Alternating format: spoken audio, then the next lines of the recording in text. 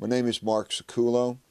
I live in Port Charlotte, Florida, and we're here today to bring something to light that over a number of years has I found that needs to be corrected in our system of justice and things. It's mainly about guardianships and what happens with a guardianship. My case was my father needed a guardian because he was diagnosed with Alzheimer's, which most people know it's very devastating, and you definitely need some sort of person to take care of him. In that respect, of course, I, for many years, was taking care of my father. He was living in my house, or I was living in his house, and we would be together on a daily basis, which basically my whole life I've been with my father. When that came about, we had a little disagreement or conflict with other family members on who should be in charge of him. And to make a long story short, based on some attorney's advice, we decided to go for a private guardian. A private guardian is someone that's appointed by the state of Florida through the courts. I looked at it and I thought, well, it'd be a great idea. At least we get in here some professional person to take care of his property, the day-to-day running of a business, which I did and my wife did at that time. So to save the family and go on, I agreed to that, and they appointed a private guardian for my father, which took care of all the daily business, his health care, and everything else on it. When the guardian took over, myself and my wife has been bookkeeper, also a real estate agent as long as I have, we turned over records, big books of everything going on, how to do, what to do, when to do it, a clear idea of the magnitude of what my father had.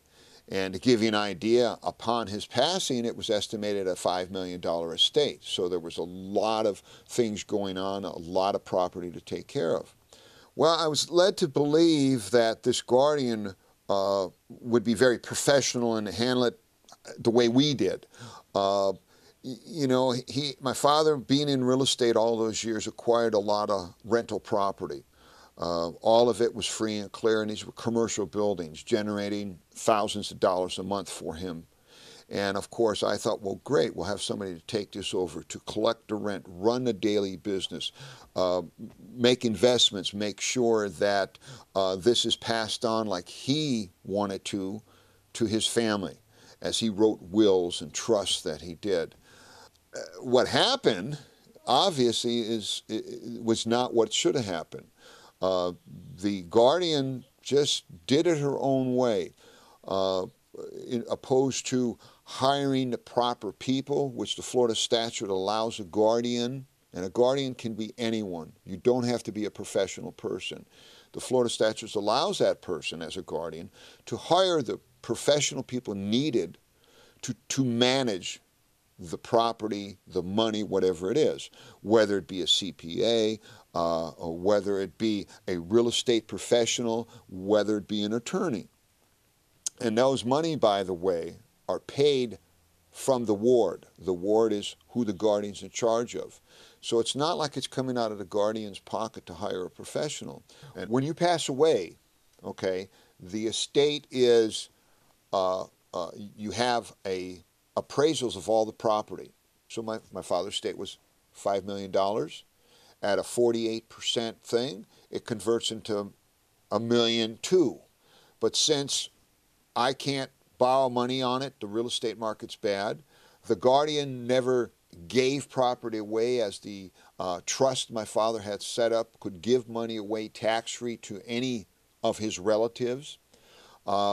It's lost. It's just lost. And matter of fact, now it's $1.6 million. It's basically a little shy of $300 a day. And there is no recourse around it. The IRS at any time can come and seize all the property and sell it for whatever they want. And the reason that is because the guardian didn't do any estate planning, any tax savings. He had a trust set up by a very good attorney.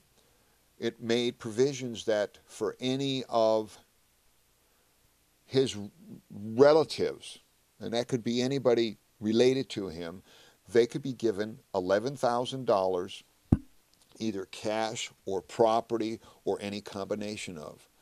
Now, if the guardian, as I wrote many letters asking her to do it, there was even letters to the judge, and there was an order by the judge ordering her due to tax savings. She didn't do any. So therefore, I'm ended up with where I'm at now, waiting for IRS to knock on the door and seize everything, and whatever myself, my wife, my mother, and my father worked for is gone. And I just have to let the public know, let people know that this is wrong. These people are taking advantage of the most vulnerable people there is. It's easy to see physical abuse. You can see the bruises. You can see the bumps. But this, they're taking money from someone that worked hard, that, like my father, planned, paid attorneys to write the proper will, paid attorneys to do the proper trust, so that what he worked hard for, like we all in life want to go to our family members, my father's grandkids or great-grandkids are going to get, is being wasted for these people. Have an unlimited source. They can do anything, because if you're going to take them to court, not a dime comes out of their pocket. And that has to change. The way it runs has to be changed. They have to have accountability, is the simplest thing. And that's why I'm doing this now, and I will continue to do it until there's changes. Because maybe it's too late for me, but I always say, if I can't help myself, please let me help someone else.